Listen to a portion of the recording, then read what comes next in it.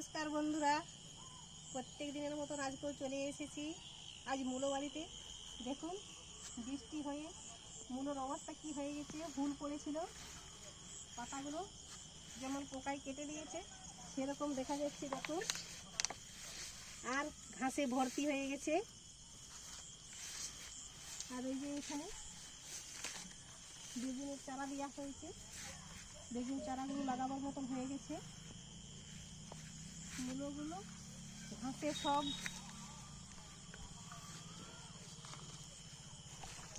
দেখুন কীরকম মূলো বসছে এখানে। আমাদের একটা তুলে দেখাচ্ছি, এই যে দেখুন ছোট ছোট মূলোগুলো সব নষ্ট হয়ে যাচ্ছে। এখন প্রচুর বৃষ্টি হচ্ছে, তাই আগে গ্রীষ্মের তাপে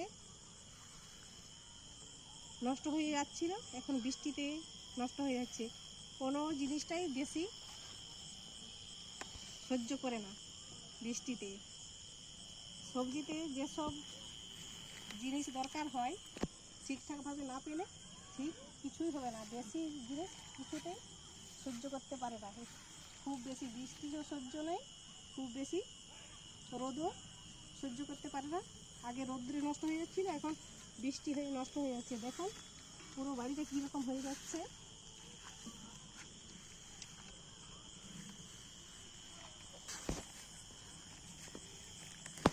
পুরো একদম ভর্তি হয়ে যাচ্ছে।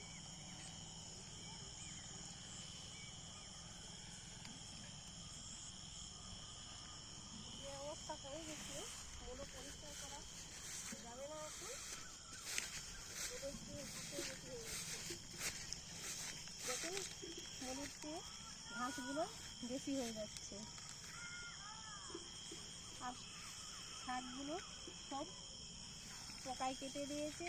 ফুলে ছিটে ফোটা দাগ হয়ে কাটা কাটা হয়ে গেছে।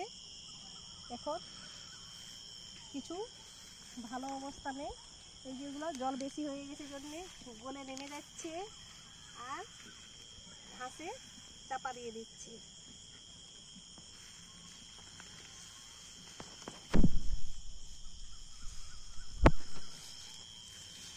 আর এখন আমাদের এখানে প্রত্যেক দিন বৃষ্টি হচ্ছে, প্রত্যেক দিন।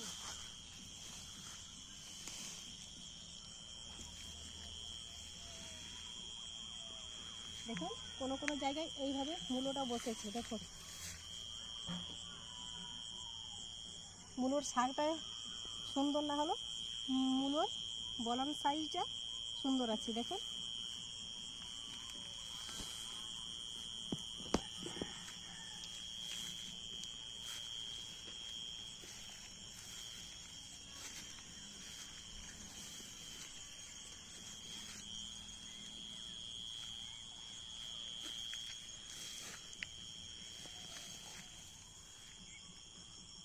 সবগুলো আছে চাপা পড়ে মূলগুলো নষ্ট হয়ে যাচ্ছে।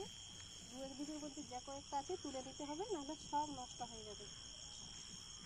নমস্কার বন্ধুরা, আজ সবজি বাড়ি এই পর্যন্তই রাখছি। পরবর্তী